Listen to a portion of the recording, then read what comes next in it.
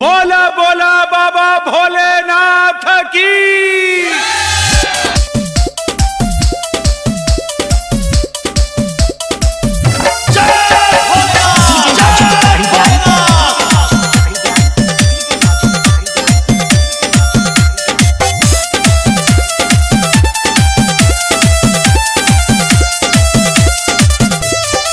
सावन महीना में जलवा चढ़ावे बाबा नगरिया में धूम मचावे।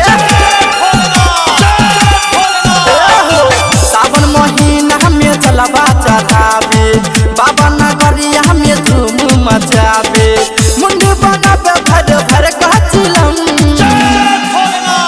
गाजा पी के भक्त बोले बम भोले बम बम भोले बम भोले बम भोले बम गाजा पी के भक्त बोले बम भोले बम बम भोले बम भोले बम भोले बम।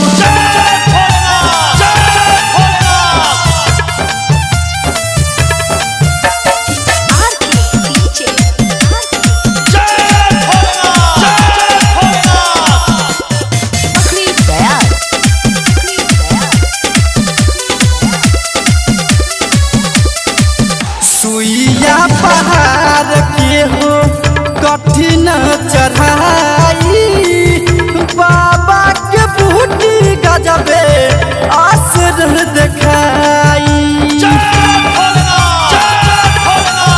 कावर कंधावा पे डोले बम भोले भोले भोले झूमे मस्ती में सारा कावरिया बाबा होई है सहाय नैया बाहर लगाई रखे सब पे अपन नजरिया।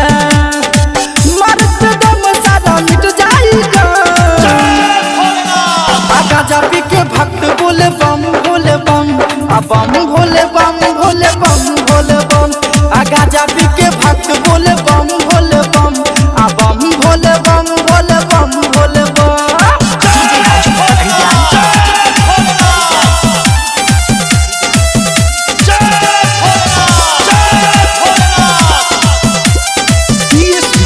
स्टूडियो दरभंगा।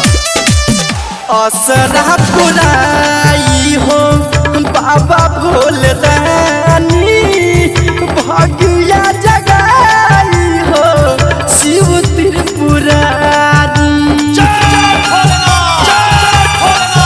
शिव के महिमा महान जाने दुनिया जहान कला सावन में ही न कर भगती लेके भोला जी के नाम बनी बिगड़ल काम भोला बाबा से मिली है सकती।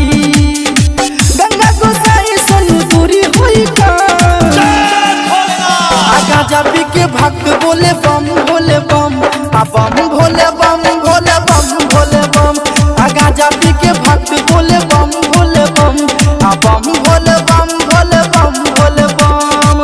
सावन महीना में जलवा चढ़ावे बाबा नगरिया में धूम मचावे।